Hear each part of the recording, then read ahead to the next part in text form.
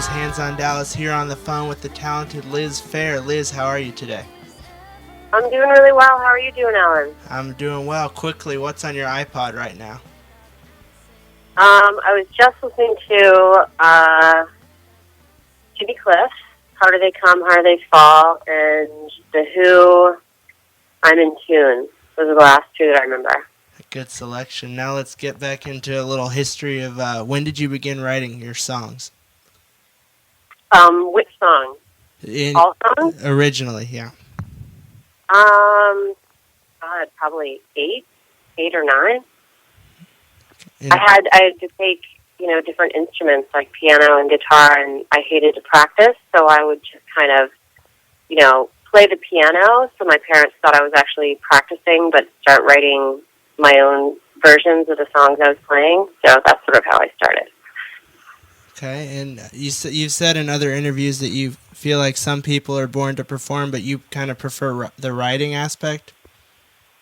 I think that's my nature, and I've come to love performing, but it wasn't my first. I was very shy, and I didn't feel comfortable on stage, and it took a lot of touring before I really kind of came into my own on stage. So it was the touring that got you comfortable with performing in front of a lot of people?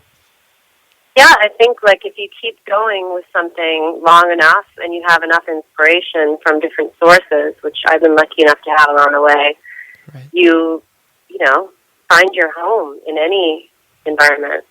Right. Now, what's your biggest influence when writing this last album? I think the kind of stuff I was doing in the studio had a lot to do with the way Funstyle sounds. Like, I've been scoring for television for the last 4 years, and that's sort of a discipline where you have a lot of orchestration at your fingertips and can call up whole sort of soundscapes, and that spawned, I would say, maybe 60 to 70% of the Funstyle sound, just kind of goofing around with those knobs and dials. And then the other part of it was just jamming with friends, going into the studio at night and seeing who was recording and stopping by and kind of playing spontaneously with people that I love to work with. Now, how long did it take to put all the songs together for your newest album, Funstyle? I think about a year and a half, I guess. Okay. That stuff was being recorded at different times and different sessions for about a year and a half. And it came out... not all the time. Right, obviously. Now, it came out around Independence Day. Was there any special reason for that?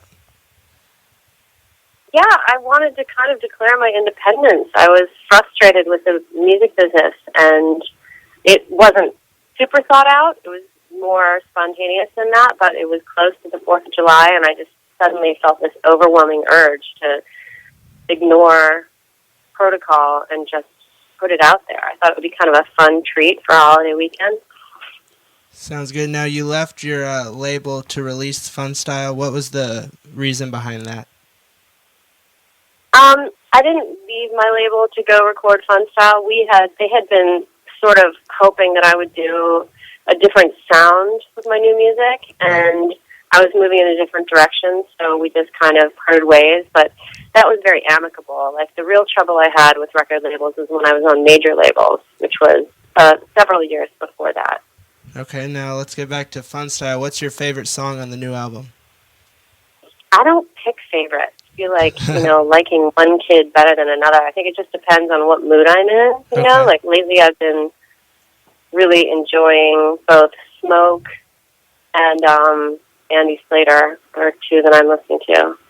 Okay. Do you don't have any favorites when you play live at all either, then, I take it? Well, live we do Oh Bangladesh and Andy Slater, mostly because they are the simplest without using tracks to reproduce organically, to kind of rock, and our set these days is pretty rocking all the way through. So we're into rocking on stage right now. So we picked those songs. Okay, well, a lot of rocking. Is that what fans can expect at your Dallas show at the Granada here on the 17th? Yeah, we rock pretty hard, and we play, pretty much favorites from all my records. It's kind of a, sort of a, best of the best. Okay. Fan favorite. Well, you said you don't have a favorite song, but do you have any special memories? A song that was the most fun to like make a music video to, or to actually record in the studio? Bollywood was really special because it was definitely a little. It was kind of like the first one that I did that was that really wacky new style, where I synthesized my scoring technique and storytelling with kind of a contrast of styles, putting like me rapping to a Bollywood sound is pretty funny. And I had sort of a sense of something being birthed, like, wow, this is new. I've never done anything like this. And so that was really exciting. That's neat. Well, we talked about you kind of growing out of being shy. Do you like performing in front of large crowds? I know you're going down to South by Southwest in Austin after your Dallas show.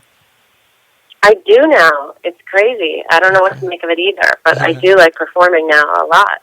Full circle. Full circle, right? Sounds good. Well, thanks for the time. Thank you so much, Alan.